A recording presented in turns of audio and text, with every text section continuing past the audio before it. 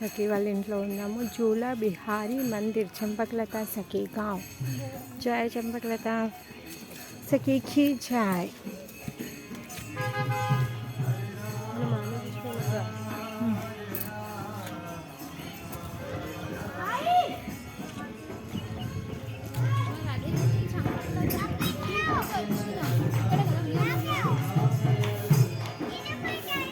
ये रासमंडल है बेटा, चलो उधर।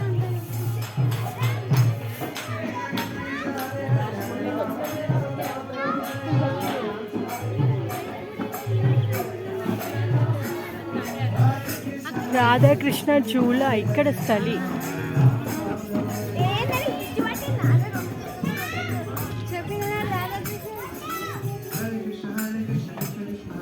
రాధాకృష్ణులు ఉయ్యాలూగినటువంటి దివ్యమైన స్థలంలో ఉన్నాము.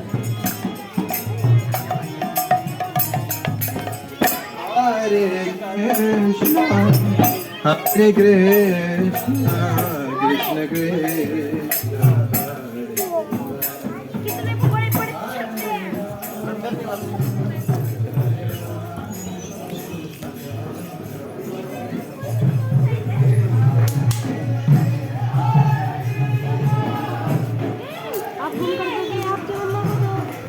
किधर आपकी मम्मा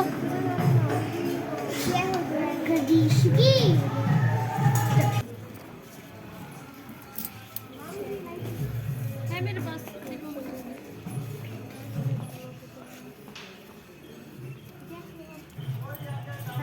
मंदिर श्री चंपकलता.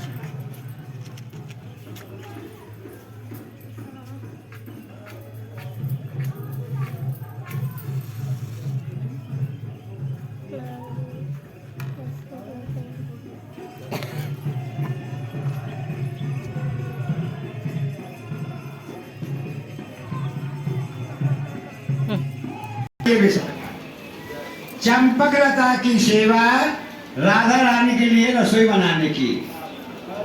सुखी शरीर से प्रिय स्वादिष्ट भोजन, युगल रुचित अनुसार प्रयोजन, नव नूतन रुचिकर व्यंजन, मधुर सुगंधित खोआ मिष्टान, पीतम प्यारी अत आनंद, चंपकलता सखी परमानंद।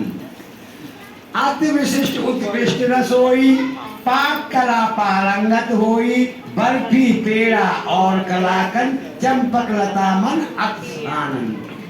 चंपकलता की सेवा राधा रानी के लिए रसोई बनाने की। खोआ से जो मिठाइयाँ बनती हैं ना, बर्फी है, पेड़ा है, कलाकंद है, खोआ के लड्डू है, उनको बनाने में ये बहुत ही निपुण है। खांड के करुए बनते हैं ना, खांड के करुए भी अच्छी बनाती हैं। राधा रानी के लिए खेलने के लिए मिट्टी के खेल खिलौने भी बनाती हैं। पिया पीतम में आपस में मान हो जाता है ना, मान माने आपस में झगड़ा, तो इनका राजीनामा भी कराती हैं।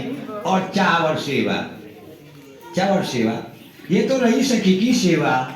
आपको सामने तस्वीर में जो बाबा दिख रहे हैं ना, इनकी जन्म से कथा सुनाऊं के आदि जन्म से।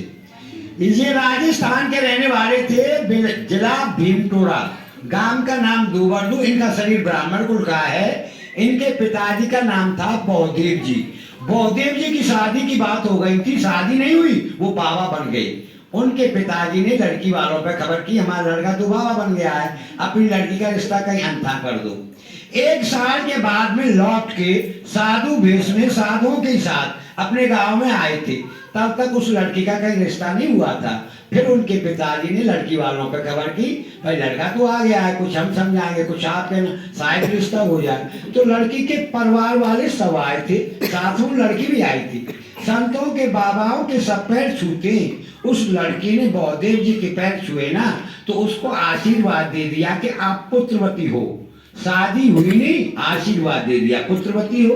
वो आशय करी, महाराज जी आप क्या बोल रहे हैं, समाज में निंदा नहीं होगी, कुआरी के बच्चा पैदा होगा तो बदनामी का काम होगा। बौदेव जी बोले आपके जो बच्चा पैदा होगा वो उधर से पैदा नहीं होगा, आपकी हथेली में छाला पड़ेगा, छाले से बच्चा पैदा होगा। हथेली में छाला पड़ा, छाले से ये बाबा पैदा हुए। इन बाबाओं का घर का नाम था उद्धव। ये कृष्ण भगवान वाले उद्धव नहीं है, कलयुग की बात है ये। उद्धव भी 12 साल के हो गए ना, इन्होंने भी अपना घर छोड़ दिया। वृंदावन में आके निम्मार संप्रदाय के आचार्य थे हरव्यास देवाचार्य जी, ये उनके शिष्य बन गए। ये भगवान के भजन में मस्त रहते थे, किसी से बोलते नहीं थे। तो लोग कहने लगे ये तो बहुत घमंडी है, बोलता नहीं है, तो इनका नाम पड़ गया उद्धव घमंड देव।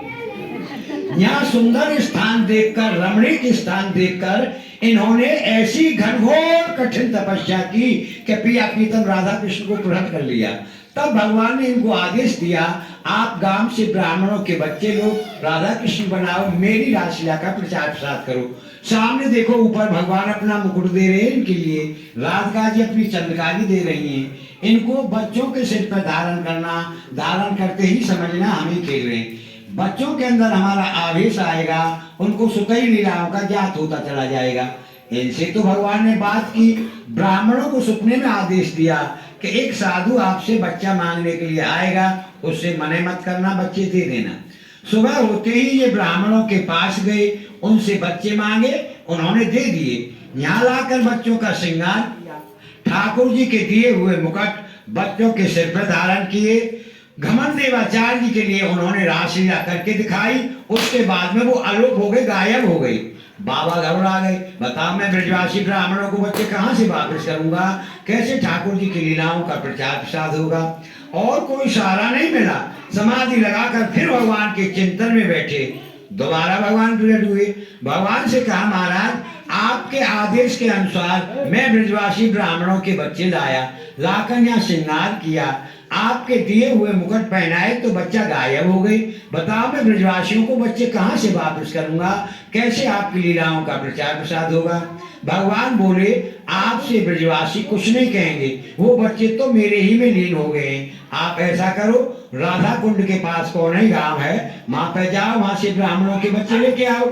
घमंड देवाचार्य जी कौन ही गांव गए, वहां से ब्राह्मणों के बच्चे लेके आए। फिर यहाँ पे रास हुआ, जिस पे आप लोग सभी बैठे हैं ना, ये ठाकुर जी का प्रथम रासलीला मंडल है।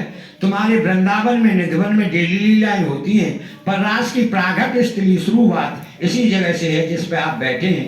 रास हुआ, ठाकुर जी की आज्ञा हुई, प्रचार प्रसार का काम यहाँ के ब्राह्मणों को सौंपो, जगह जगह जाके प्रांतों में प्रचार करेंगे।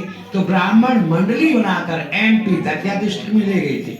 दतिया वाले राजा बोले, जैसे कृष्ण भगवान ने काली नाग जमुना के अंदर से नाथा ना, उसी प्रकार हमको नागनाथ के दिखाओ, नहीं हम आपको जेल में बंद कर देंगे। आप ढोंग फैलाते बोलते हो। ब्राह्मणों को हड़काया तो ब्राह्मण घबरा गए, सोचने लगे हम तो ठाकुर जी की आज्ञा से प्रचार करने के लिए निकले हैं, ये राजा क्या कह रहा है। तो उदास होके बैठे थे। पहले रास में छोटे छोटे ही बच्चे ठाकुर जी बनाते थे। वो बच्चे बोले, आप क्यों उदास है। तब उन्होंने बताई, लाला ये राजा बोल रहा है जैसे कृष्ण भगवान ने काली नाग जमुना के अंदर से नाथा ना, उसी प्रकार हमको नागनाथ के दिखाओ, ने जेल बंद कर देंगे। वो बच्चे बोले, आप चिंता मत करो, राजा से अभी जाके बोलो कि आज नागलीला ही होगी। ब्राह्मणों ने जाके बोल दिया कि महाराज आज नागलीला होगी। तो राजा ने सपेरे बुला के अपने तालाब में बहुत बड़ा सर्प छुड़वाया।